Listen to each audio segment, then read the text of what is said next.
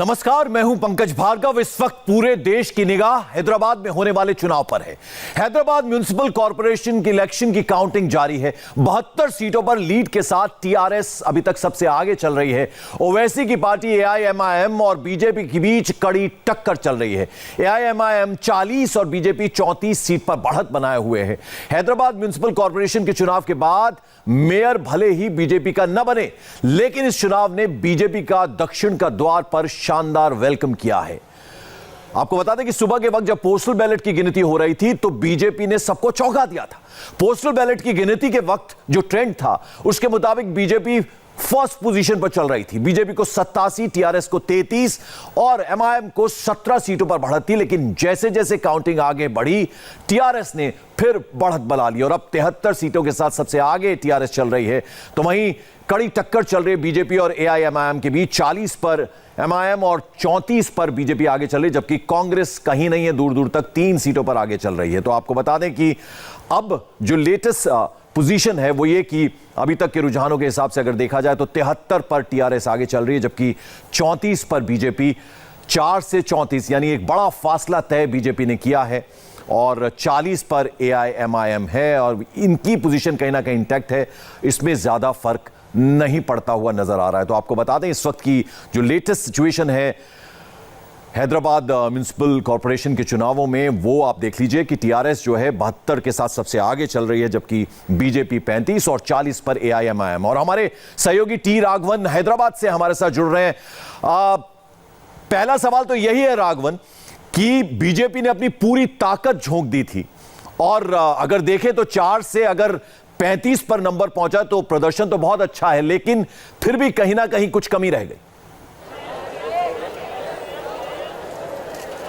जी बिल्कुल पंकज, देखिए vote share भी बड़ा है और सीटों की संख्या भी बड़ी है, लेकिन जिस तरह का फायर पावर यहाँ पर दिखाया था बीजेपी ने और ये दावा किया था कि अगर मेयर बना भी नहीं सके, क्योंकि अर्थमेटिक बीजेपी के फेवर में नहीं है मेयर बनाने के लिए, लेकिन ये दावा जरूर किया गया था कि जीएचएमसी के इलेक्शंस में बीजेपी सिंगल लार्जेस्ट पार्टी बनकर उभरेगी। लेकिन ऐसा कहीं नजर नहीं आ रहा है। शुरुआत में जैसा आपने कहा पोस्टल बैलेट में जरूर ये सब देखने को मिला था और बहुत उत्साहित भी होते उस वक्त बीजेपी के नेता, लेकिन जैसे जैसे जो बैलेट बॉक्सेस है वो खुले, उसके बाद जो लीड टीआरएस ने ली है वो अभी तक बरकरार है। जैसा आपने बताया तकरीबन 71 सीटों पर टीआरएस की लीड अभी भी बरकरार है और बहुत कंफर्टेबल पोजीशन पर टीआरएस है, ऐसा कह सकते हैं। इसमें से अगर 3-4 सीटों में अगर कम भी हो गई टीआरएस, तब भी मेयर उनका बन जाएगा, क्योंकि एक्स ऑफिशियल। राघवन जरा वो पूरा अर्थमेटिक भी समझा दीजिए, क्योंकि ये जो बिल्कुल ये जो रुझान हम दिखा रहे हैं ये अपनी जगह, लेकिन वो एक्स ऑफिशियो वाला जो चक्कर होता है जरा वो भी समझाइए, क्योंकि उस तरीके से देखा जाए तो बहुत आगे टीआरएस है।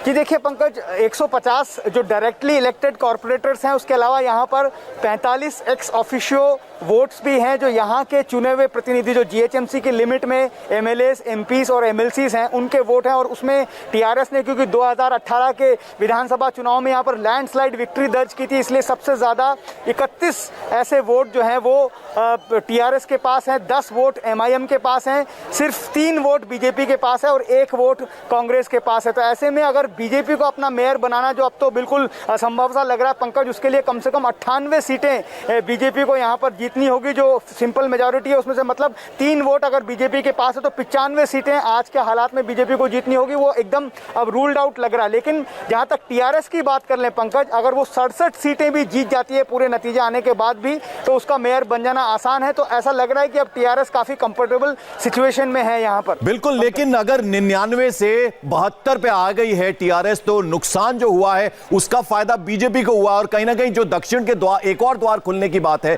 तो नजर बीजेपी की 23 और 24 के चुनावों पर है।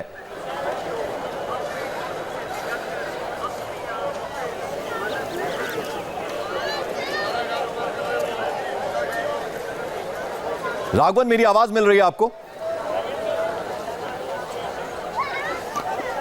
चलिए हम राघवन से बात करने की कोशिश करेंगे। देवेंद्र पराशर हमारे एक और वरिष्ठ सहयोगी हमारे साथ जुड़ रहे हैं। देवेंद्र, अगर देखा जाए 4 से अगर 35 पर बीजेपी पहुंची है तो कहा जा सकता है कि सीधे सीधे फायदा बीजेपी को हुआ है। दक्षिण में दूसरा द्वार खुलने की बात हो रही है और निगाह जो है कहीं ना कहीं 23 और 24 के चुनाव पर है, यानी विधानसभा और लोकसभा के चुनावों पर। बीजेपी ने इन चुनावों को लेकर जब ये पता चलना शुरू हुआ कि बीजेपी कैसे अपनी पूरी ताकत झोंक रही है, कितने संसाधन लगाए जा रहे हैं, कितने बड़े नेताओं को वहाँ पे लगाया जा रहा है। भूपेंद्र यादव जो कि बिहार चुनाव प्रभारी थे, उन्हें सीधे तेलंगाना भेजा गया था, हैदराबाद भेजा गया था इस चुनाव की जिम्मेदारी देकर। उसके बाद अमित शाह जा रहे हैं रोड शो करने, जेपी नड्डा जा रहे हैं, योगी आदित्यनाथ जा रहे हैं। तो उस समय बीजेपी नेताओं का ये कहना था कि मुख्यतः हम लोग ये चाहते हैं कि इन चुनावों में अच्छा माहौल बनाएं, जिससे कि आगे विधानसभा चुनाव के लिए एक मोमेंटम ले सकें और जो फैन सीटर वोटर हैं या फिर जो कार्यकर्ता हैं जिन्हें हम अपनी तरफ खींचना चाहते हैं, उन्हें एक मैसेज दे सकें कि बीजेपी तेलंगाना के विधानसभा चुनाव में भी एक सीरियस प्लेयर हो सकती है। उसके बाद जब लोकसभा चुनाव होंगे तो उस माहौल का भी फायदा मिलेगा। तो कुल मिलाकर बीजेपी की तरफ से एक माहौल बनाने की रणनीति थी। हालांकि जो नंबर्स आए हैं, बीजेपी निश्चित तौर पर इससे ज़्यादा उम्मीद कर रही थी चुनाव प्रचार के दरमियान, लेकिन जब वोटिंग टर्नआउट पिछले चुनाव के मुकाबले इस चुनाव में महज 1% का ही फर्क रहा, 1% का ही इजाफा हुआ, वहाँ पर बीजेपी को थोड़ी निराशा हुई। और वहाँ पर आप कह सकते हैं कि बीजेपी का जो स्थानीय संगठन है वो इस मामले में चूक गया कि इस माहौल को वो बूथ तक खींच कर लेकर नहीं जा पाया। लेकिन एक सेटिस्फैक्ट्री बीजेपी के लिए ज़रूर रहा है। और अभी बीजेपी के जिन नेताओं से मेरी बातचीत हो रही है, उनका ये कहना है कि जो मोमेंटम वो एक हासिल करना चाह रहे थे, जो एक माहौल बनाने की उनकी कोशिश थी कि दक्षिण में कर्नाटका के बाद एक दूसरा दरवाजा हम खोलें, केरला में भी बीजेपी ने बहुत कोशिश की है, लेकिन अभी तक वो काम वहाँ पर हो नहीं पा रहा है। तेलंगाना पर बीजेपी की नज़र है, तो उस लिहाज से बीजेपी कम से कम संतोष की स्थिति में है इस स्थानीय चुनाव के नतीजों में, इस प्रकार के माहौल से और इस प्रकार के आंकड़े से। बिल्कुल। अब एक और स्थिति जो है वो ये भी है कि टीआरएस के लिए अब मुश्किल है, क्योंकि अब जो बड़ा प्रबल ओपोनेंट बन के आया है वो बीजेपी रहेगा। अब तो कहीं ना कहीं टीआरएस की परेशानी ऐसे में बढ़ती है। जी हाँ पंकज, और ये जो टारगेट करने का आप बीजेपी की पॉलिटिकल स्ट्रेटजी देखें तो टारगेट किया जाता है ओवैसी को, लेकिन ओवैसी के साथ असल में निशाना वो साधा जाता है टीआरएस पे, क्योंकि बार बार ये कहना, और अमित शाह जाकर अगर हैदराबाद में ये कह रहे हैं कि टीआरएस और एमआईएम तो बेसिकली पर्दे के पीछे इलू इलू करते हैं, तो उसमें आम जनता को वही वोट मैसेज देना था कि ये जो अपीजमेंट की पॉलिटिक्स है उसमें टीआरएस भी इन्वॉल्व है, और वहाँ पर बीजेपी के लिए ये ज़्यादा मुफीद स्थिति हो जाती है अपने वर्कर्स, अपने वोट बैंक को एक मैसेज देने की। और उस रणनीति के तहत ही बीजेपी आगे बढ़ रही है। निश्चित तौर पे आप दूसरे राज्यों के उदाहरण देखें, जैसा कि बंगाल में आपने देखा, या फिर त्रिपुरा में आपने देखा, उड़ीसा में हमने देखा कि क्या स्थिति रही। अगर स्थानीय चुनाव की बात कर लें या फिर लोकसभा चुनाव के नतीजों की बात कर लें, बंगाल में अगर बात कर लें स्थानीय स्तर पर या फिर लोकसभा चुनाव के नतीजों की बात कर लें, तो वहाँ पर निश्चित तौर पर टीआरएस के लिए भी एक चिंता की बात होनी चाहिए। आज के जो आंकड़े हैं, अगर स्थानीय स्तर पर इतने कम दिनों में बीजेपी इस प्रकार का माहौल बना सकती है, तो निश्चित तौर पर बीजेपी अपनी पूरी ताकत झोंकेगी इस मोमेंटम को और आगे बढ़ाने के लिए। बिल्कुल। और हमारे साथ एक खास मेहमान जुड़ रहे हैं, मौलाना सईदुल कादरी साहब। आप नेता हैं एआईएमआईएम के। सईद उल कादरी साहब, बहुत बहुत स्वागत है आपका इंडिया टीवी पर। अभी तक जो रुझान आ रहे हैं, अभी तक जो लग रहा है कि ये नतीजों में भी तब्दील हो सकते हैं, 72 पे टीआरएस है, बीजेपी 35 पर है और 40 पर आपकी पार्टी है। आप ये बताइए कि 4 से 35 का जो फासला तय किया है, इस पर सबसे पहले बताइए आप क्या कहना चाहेंगे? सबसे पहली बात तो मैं ये कहूंगा कि 51 सीट में एमआईएम का कोई स्पोक्स पर्सन या लीडर नहीं हूं, मैं उनका चाहने वाला हूं। 51 सीट्स एमआईएम ने जीती, लड़ी, और 42 के करीब वो रुझान में आ रही है, यानी ऑलमोस्ट 82% स्ट्राइक रेट है। और ये नंबर 2 की पार्टी हो रही है, आखिर तक भी नंबर 2 रहेगी। और बीजेपी 15 से 20 के दरमियान में समेट जाएगी। जैसे जैसे और रिजल्ट्स आएंगे आप देखेंगे इनकी टैली और नीचे जाएगी, 15-20 में चले जाएगी। और ये आप समझ के चलिए कि खोदा पहाड़ और निकला चूहा, क्योंकि प्राइम मिनिस्टर ऑफ इंडिया खुद इनडायरेक्ट कैंपेनिंग करे। अमित शाह जी ने कैंपेनिंग की, नड्डा जी ने की, योगी आदित्यनाथ ने की। तो बीजेपी ने अपने तमाम दिग्गज नेताओं को हैदराबाद में उतारा और पोलराइजेशन करने के लिए किया। कादरी साहब, बड़ा सवाल यह है, कादरी साहब सवाल मेरा सीधा आपसे ये है, आप नंबर 2 कर रहे हैं, नंबर 1 कब बनेंगे? क्योंकि ध्यान आपका बिहार पर ज्यादा है, ध्यान आपका बंगाल पर ज्यादा है, अपने घर पर तो नंबर 1 बनने की कोशिश होनी चाहिए ना? नहीं, आप देखेंगे 51 सीट लड़े तो नंबर 1 कैसे बन सकते हैं? 150 में से 51 लड़े तो नंबर 1 हो ही नहीं सकते, क्योंकि हमको जानते हैं जहां पर हमारा इन्फ्लुएंस है एमआईएम का, वहीं पर उन्होंने इसको लड़ा। इसका बीजेपी को जो है ये समझ में आना चाहिए कि पूरी सीट हमने नहीं लड़ी। और जहां तक अमित शाह जी जो कहते थे कि इलू इलू हो रहा है, आज ये इलेक्शन के रिजल्ट्स पूरी तौर पर साबित कर दिए। और ये बात को सोनिया गांधी को भी समझना चाहिए। मोहतरमा सोनिया गांधी, आप देखें कि आपके लोकल लीडर्स यहाँ बीजेपी के साथ इलो इलो करके उनको फायदा पहुंचाया, टीआरएस के वोट कटवाए। ताकि बीजेपी को फायदा हो जाए। हम मरद नहीं तो हमारे भाई मरद का काम किया। जी चलिए, मैं आपके पास लौटता हूं। हमारे साथ एक और खास मेहमान जुड़ रहे हैं, खलीकुर रहमान साहब। आप टीआरएस के नेता हैं। खलीकुर रहमान साहब, क्या कहेंगे? अभी तक जो रुझान आ रहे हैं, 35 पे बीजेपी, 72 पे आप और 40 पे एमआईएम, यानी 99 से खिसक कर 72 पर आ रहे हैं, तो कहीं ना कहीं वो जो फायदा है वो सीधे सीधे बीजेपी को मिला, यानी आपका नुकसान, बीजेपी को फायदा। क्या कहेंगे? अभी कह नहीं सकते, नहीं अभी कह नहीं सकते, ये बहुत खबरलेस वक्त है आप जो कह रहे हैं, क्योंकि अभी काउंटिंग चल रही है जी। तो आप पूरा till the last vote is counted, हम कोई भी समझिए आप उस पे नहीं आ सकते हैं कंक्लूजन पे। तो अभी हमको इंतजार करना है। और वैसे जो हमारा जो प्रदर्शन है, क्योंकि तेलंगाना की और खासतौर पर हैदराबाद की आवाम हमारे साथ रही है, जो डेवलपमेंट के एजेंडे की हम शुरू से बात कर रहे हैं, न सिर्फ एजेंडे की बल्कि हैदराबाद की जो जनता है उसने प्रैक्टिकली अपनी आंखों से देखा है वो। तो इसकी वजह से मैं समझता हूं कि अभी यह कहना है कि भाई बीजेपी को इतने सीट मिले हैं या किसी और पार्टी को इतने सीट मिले हैं, मैं समझता हूं वो नहीं है। अभी इंतजार करिए, अभी वोटों की गिनती चल रही है और जैसे जैसे वोटों की गिनती चल रही है आप देखिए कि हमारी पार्टी की जो टैली है वो बढ़ते चले आ रही है। पर कहीं ना कहीं अगर 4 से 35 पर बीजेपी दिख रही है अभी, चलिए हम मान लेते हैं कि नतीजे एंड में कुछ और होंगे जो आप कह रहे हैं, ये आपको लगता है कि बीजेपी बहुत अच्छी फाइट दे रही है और अब मैदान में आ गई है? देखिए, जहां तक बीजेपी का ताल्लुक है, मैं एक चीज आपसे कहना चाहूंगा। बीजेपी जब हैदराबाद में आए, वो जब जीएचएमसी के जब इलेक्शंस का अनाउंसमेंट हुआ, उसके बाद बीजेपी की पूरी टीम यानी दिल्ली से हैदराबाद पहुंच गई और सिर्फ आके यहाँ पे उसको इलेक्शन को उन्होंने पोलराइज करने की कोशिश की। और यहाँ पे जो एक हैदराबाद सारी दुनिया में एक गंगा जमनी तहजीब के लिए, कल्चर के लिए माना जाता है, कोशिश इसकी की गई कि भाई यहाँ पे किसी भी तरीके से पोलराइजेशन किया जाए और यहाँ पे कम्युनिटियों को बांटा जाए और जो डिसाइसिव नहीं बल्कि डिवाइसिव पॉलिसीज को यहाँ पे समझे इंट्रोड्यूस करे और उसके जरिए किसी भी तरीके से समझे यहाँ पे अपने कदम जमाने की कोशिश करेंगे। मगर हैदराबाद की जो जनता है, हैदराबाद की जनता ने बता दिया है कि भाई यहाँ पे बीजेपी के लिए कदम जमाना उतना आसान नहीं है। चलिए मैं आता हूं आपके पास, खलीकुर रहमान साहब बने रहिए हमारे साथ। राघवन जरा समझाइए, जो नॉर्थ इंडिया में हमारे दर्शक आपको सुन रहे हैं इस वक्त, हैदराबाद को जरा समझाइए। यहां इन चुनावों के लिए बीजेपी ने पूरी ब्रह्मास्त्र अपने चला दिए थे। आपने नाम लिए, जेपी नड्डा की मैं बात करूं, अमित शाह की बात करूं, योगी आदित्यनाथ की बात करूं, सब कैंपेन में उतरे और जीएचएमसी के चुनाव मतलब उसको इस तरह से लड़ा जैसे कोई राष्ट्रीय चुनाव हो रहे हों। अगर मैं हेडलाइंस पूछूं 5, अगर आप बता पाए हैदराबाद के बारे में इस चुनाव को मद्देनजर।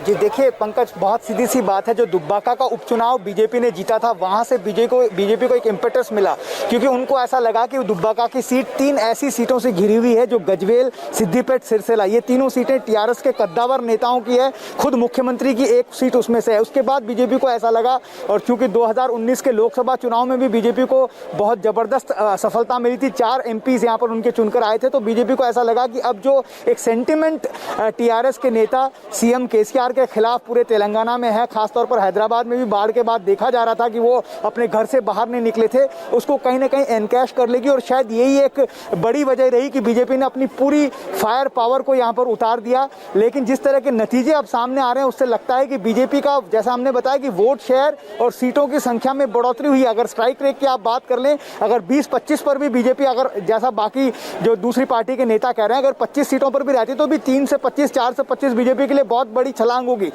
ये आप समझिए कि एक ग्राउंड था, एक प्रयोग था जिसको बीजेपी ने यहाँ पर किया कि बीजेपी कहाँ पर स्टैंड करती है। इसके बाद असली लड़ाई 2023 के तेलंगाना के विधानसभा चुनाव में लड़नी है। बड़ी बात यहाँ पर आप ये भी समझिए कि राज्यसभा में अब तक बीजेपी को टीआरएस की जरूरत पड़ती थी, कोई भी बड़ा बिल पास करना हो तो वहां पर जरूरत पड़ती थी, लेकिन अब यूपी के आंकड़े जो है वो बीजेपी के फेवर में जा रहे हैं, तो अब लगता है कि चंद्रशेखर राव की जरूरत बीजेपी को नहीं है। इसीलिए इस बार एक बार ऑल आउट फाइट यहाँ पर हमको देखने को मिली। पंकज जरा राघवन ये भी बताइए कि इस बार बड़ा उलटफेर क्या देख रहे हैं आप, इस बार जैसे रिजल्ट्स आ रहे हैं आज के दिन?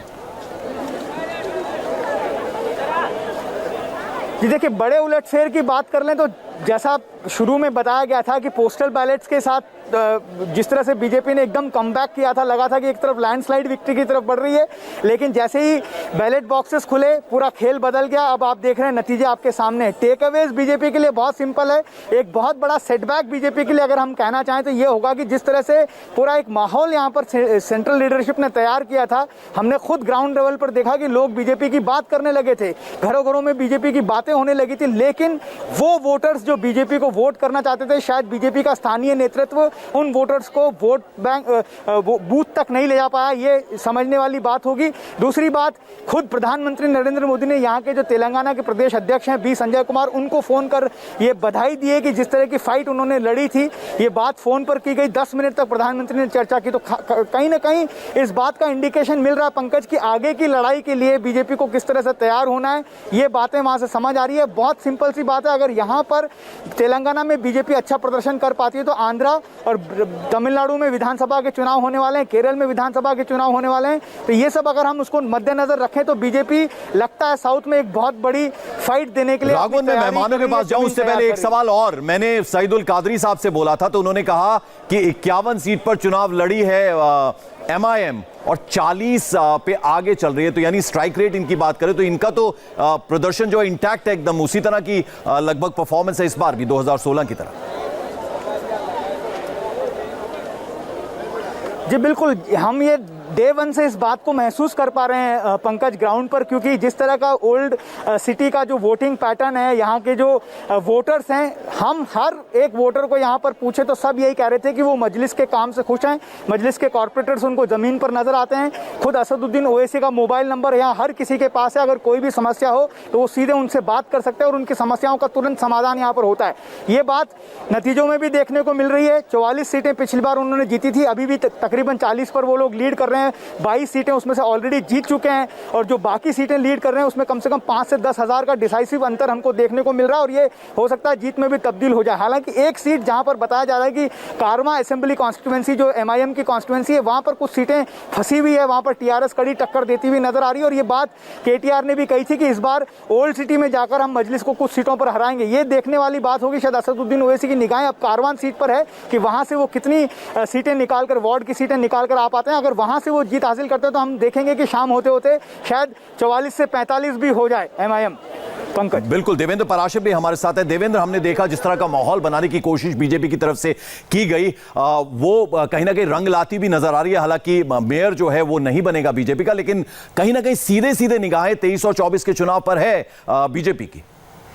और देखिए, बीजेपी की अगर स्ट्रेटजी को देखें तो बहुत सारे लोग जैसे ये कहेंगे कि इतनी ताकत बीजेपी ने झोंकी फिर क्या इसी आंकड़े के लिए, लेकिन वास्तव में बीजेपी की स्ट्रेटजी ऐसी ही हुई होती है। खासतौर पे अमित शाह और पीएम मोदी के दौर की बीजेपी को अगर आप देखें तो किसी भी जगह पर, किसी भी सीट पर, किसी भी चुनाव में ये अपनी पूरी ताकत झोंकते हैं। और जब इनसे पूछा जाता है तो वो ये इस बात को कहते भी हैं कि अगर हम लोग पॉलिटिकल व्यक्ति हैं और पॉलिटिकल पार्टी है तो हमारा यही काम है, हमें यही करना है और हमें जनता के बीच रहना है और हमें हमेशा जाना चाहिए। जैसे जेपी नड्डा के जाने से पहले जब वहां पे ये कहा गया कि गली के चुनाव के लिए बीजेपी के राष्ट्रीय अध्यक्ष आ रहे हैं, तो जेपी नड्डा ने सार्वजनिक तौर पे ये कहा कि हमारे आने से पहले इस बात को कहा गया, अगर 1 करोड़ की जनसंख्या यहाँ पे है और 73 लाख वोटर हैं, 24 विधानसभा, 5 लोकसभा, और ऐसे में अगर मैं यहाँ पे ना आऊँ और इस बात में मेरे आने को लेकर कहा जाए कि गली के चुनाव में है, तो ये कौन सी बात है। जाहिर तौर पर ये बीजेपी की स्ट्रेटजी रहती है। इससे पहले पंकज आप देखें तो अमित शाह, पीएम मोदी के दौर की जो बीजेपी है उसमें एक तो बीजेपी कहाँ मजबूत है इस बात से फर्क नहीं पड़ता, वो हर जगह अपनी पूरी ताकत लगाते हैं।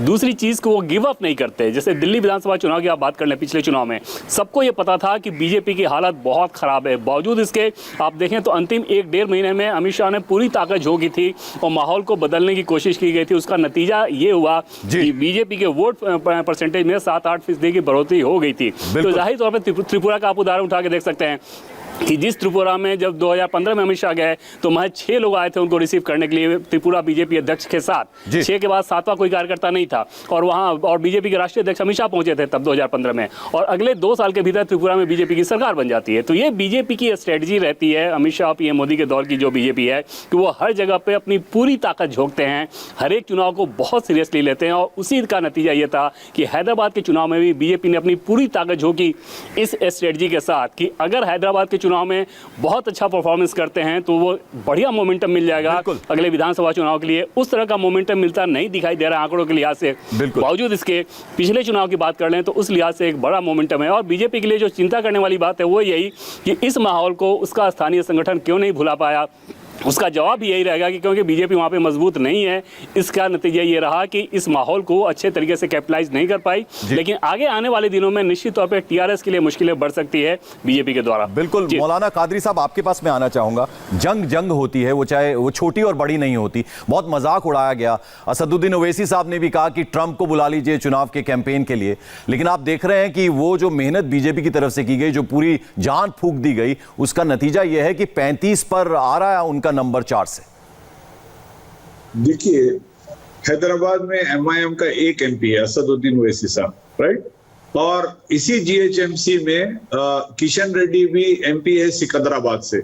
दोनों का एक एक एमपी है, लेकिन यहाँ पर पूरी हिंदुस्तान की यानी बड़े बड़े जितने उनके नेता है वो बीजेपी ने सबको बुला लिया, फिर भी वो 35 है और असदुद्दीन ओवैसी की एमआईएम 40 है। इसका मतलब ये है कि बीजेपी को अवाम ने रिजेक्ट कर दिया। और अभी जब तक जैसे ये काउंटिंग कंप्लीट होगी, आप देखेंगे ये 15-20 में समेटे जाएंगे इंशाल्लाह।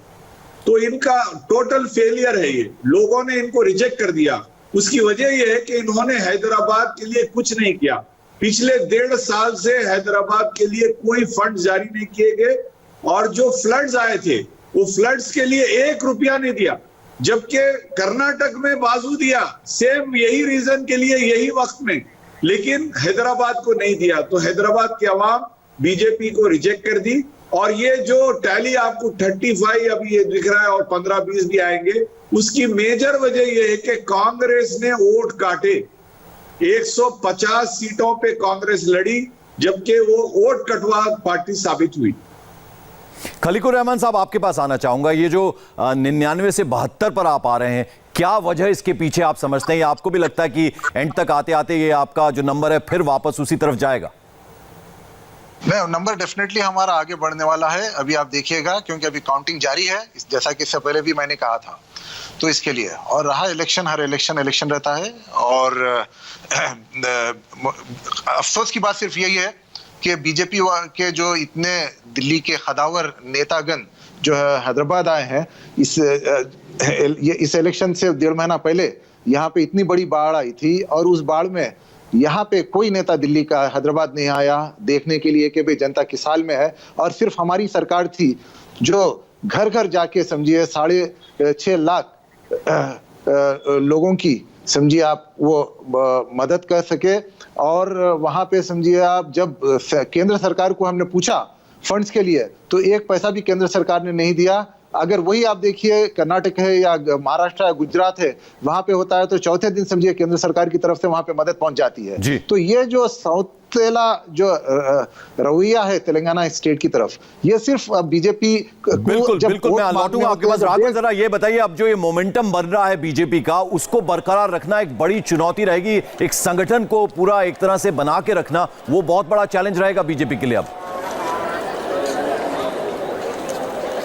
जी बिल्कुल, अब अगली शायद कोशिश यही होगी बीजेपी की तरफ से कि स्थानीय नेतृत्व जो है वो ज़मीन पर अपने कार्यकर्ताओं को और मजबूत करे, क्योंकि आप समझ सकते हैं पंकज, 2023 की जो लड़ाई होगी वो इससे ज़्यादा बड़े पैमाने पर लड़ी जानी होगी। और जहां तक टीआरएस सरकार की हम बात कर लें, हैदराबाद में भले ही लोगों को बाढ़ के बाद लोगों में हमने वो नाराज़गी, गुस्सा देखा, और हैदराबाद की जो अर्बन पब्लिक है, अर्बन वोटर्स हैं यहाँ के, लेकिन जो तेलंगाना के ग्रामीण इलाके हैं वहाँ पर जो स्कीम्स जो चलाई है केसीआर ने, वो बहुत ज़्यादा काम कर रही है, असरदार है। ये लगातार रिपोर्ट्स हम देखते रहते हैं। तो ऐसे में बीजेपी के लिए 2023 की लड़ाई बहुत बड़ी होगी। एक प्रयोग यहाँ पर किया था, कुछ सफलता मिली, जितनी उम्मीद थी उतनी सफलता नहीं मिल पाई बीजेपी को, लेकिन यहाँ से ये बड़ी चुनौती होगी बीजेपी के सामने कि वो अपने जनाधार को, अपने संगठन को यहाँ पे और मजबूत करें और एक बड़ी ताकत बनकर 2023 के चुनाव लड़े। चलिए, आप बने रहे हमारे साथ। देवेंद्र पराशर भी हैं, 2 खास मेहमान भी हमारे साथ बने हुए हैं। जीएचएमसी हैदराबाद के रिजल्ट्स जो हैं वो लगातार हम आपको उस पर अपडेट देते रहेंगे। एक छोटा सा ब्रेक हम ले रहे हैं, फौरन वापस हाजिर होते हैं।